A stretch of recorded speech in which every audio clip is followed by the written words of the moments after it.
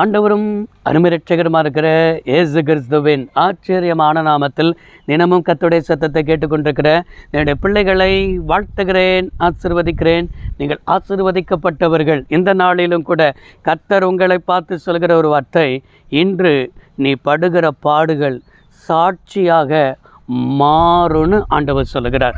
இன்றைக்கு நீங்கள் படுகிற பாடுகள் எல்லாவற்றையும் கர்த்தர் பார்த்து கொண்டு தான் இருக்கிறார். அவர் அனுமதிக்காமல் நம்முடைய வாழ்க்கையில் ஒன்றுமே நேரிடாது என்பதை நாம் விளங்கி கொள்ள வேண்டும். எனக்கு அருமையான தேவனுடைய பிள்ளைகளே, ரோமர் 8ஆம் அதிகாரம் 17வது வசனத்தில் இவ்வாறாக பார்க்க முடிகிறது, கிறிஸ்துவுடனே கூட நீ மகிமைப்படும்படிக்கு அவரோடு கூட பாடுபட்டால் அப்படி ஆகும்னு என்ன செய்யப்பட்டிருக்கிறது, எழுதப்பட்டிருக்கிறது.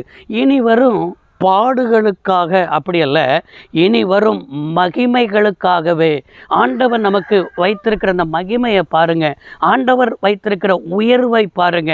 அப்படின்னா அந்த மகிமையும் அந்த உயர்வும் ஆண்டவர் எதற்கூடாக தான் நடத்துகிறார்னா பாடுகளுக்கூடாக தான் நடத்துகிறார். இயேசு கிறிஸ்து இந்த பூமியில் வந்து எத்தனையோ பாடுகளை என்ன செய்தார், பட்டார். 33 வருஷமும் அவர் என்ன செய்தார் என்று சொன்னால் பாடுகளுக்கு வழியாக தான் நடந்து சென்றார். அவருடைய 3 வருஷ ஊழியத்தை நன்றாய் பார்ப்பீர் என்று சொன்னால் பாடுகள் நிறைந்ததாக தான் இருந்தது.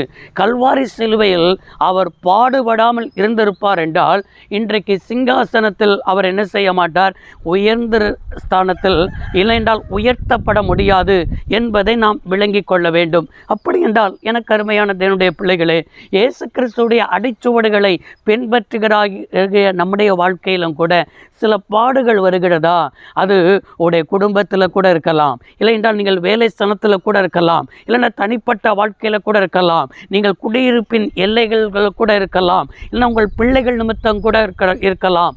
எந்த ஒரு பாடும் நம்மளை மூழ்கடிக்க விடாதபடிக்கு தேவன் காத்துக்கொள்வார். நீங்கள் தான் நினைப்பீங்க இந்த பாடுலேருந்து வர முடியாது, இந்த பிரச்சனையிலேருந்து வெளியே வர முடியாது, அவ்வளவுதான், இந்த பாடும் இந்த போராட்டமும் நம்ம வாழ்க்கையை அழித்துவிடும் என்று சொல்லி நினைக்கலாம். ஆனால் இந்த பாடும் இந்த போராட்டமும் அது மகிமைக்கு எதுவாக தான் இருக்குமே தவிர அதில் கூட தேவனுடைய சித்தம் வெளிப்படும், அதில் கூட தேவனுடைய நடத்துதல் வெளிப்படும். எனக்கு அருமையான தேவனுடைய பிள்ளைகளே, அப்போஸ்தலனாக இருக்கிற பவுலுடைய ஊழியத்தை எடுத்துக்கொள்ளுங்கள்.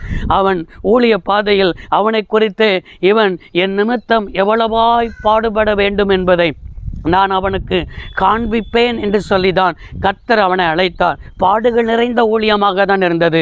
ஆனால் பவுலுடைய ஊழியத்தில் மகிமையும் என்ன செய்யப்பட்டது, காணப்பட்டது, வல்லமையும் வெளிப்பட்டது. அவன் போன இடத்துலலாம் கர்த்தர் அவனை கொண்டு வல்லமையாக என்ன செய்தார், பயன்படுத்தினார். அதே போல் நீங்கள் இருக்கிற இடத்தில் தேவனுக்கு ஆசீர்வாதமாக இருப்பீங்க, உங்கள் குடும்பத்தில் ஆசீர்வாதமாக இருப்பீங்க, உங்கள் வேலை ஸ்தலத்தில் ஆசீர்வாதமாக இருப்பீங்க. பாடுகளை நீங்கள் நினைத்து சோர்ந்து போகாதீங்க. பாடுகள் மத்தியில் தான் தேவனை பார்க்க முடியும், பாடுகள் மத்தியில் தான் பரமனை அனுபவிக்க முடியும், பாடுகள் மத்தியில் தான் பரிசுத்த தேவத்தை மற்றவர்களுக்கு பறைசாற்ற முடியும். கிறிஸ்தவ வாழ்க்கை என்பது பாடு இல்லாமல் இருக்காது. இயேசு சொன்னார், ஒருவன் என்னை பின்பற்றி வர விரும்பினால் அவன் தன்னைத்தானே வெறுத்து அனுதினமும் என் சிலுவை எடுத்துக்கொண்டு என்னை பின்பற்றி வர கடவன் என்று இயேசு சொன்னார். எனவே எனக்கு அருமையானவர்களே, உடைய வாழ்க்கையில் நீங்கள் எப்போ இயேசுவை ஏற்றுக்கொண்டீர்களோ பாடுகள் இருக்கும், ஆனால் அது மகிமையாக இருக்கும். பாடுகள் இருக்கும், அது உயர்வாக இருக்கும்.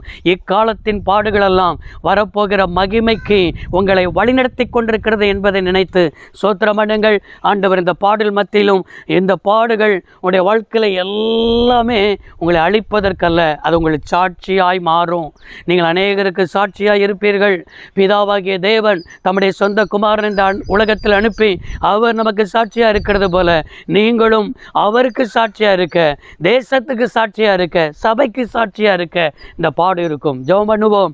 சர்வ வல்லமையுள்ள தெய்வமே, அருமை தகப்பன், இந்த வார்த்தையின்படியே பிள்ளைகள் இன்று படுகிற பாடு எல்லாம் நம்முடைய பிள்ளையுடைய வாழ்க்கையில் அது சாட்சியாய் மாறட்டும் என்று ஆசீர்வதிக்கிறோம். அப்படியே ஆசீர்வதிக்கிறோம். நம்முடைய பிள்ளையுடைய வாழ்க்கையில் பாடுகள் நீங்கட்டும். பாடுகள் ஆண்டவரே நம்முடைய பிள்ளையுடைய வாழ்க்கையில் உயர்வுக்கு நேராக அது மாறட்டும் என்று ஆசீர்வதிக்கிறோம். இயேசு இரட்சக நாமத்தில் பிதாவே, ஆமென். கர்த்தர் ஆசீர்வதிப்பார். God bless you all.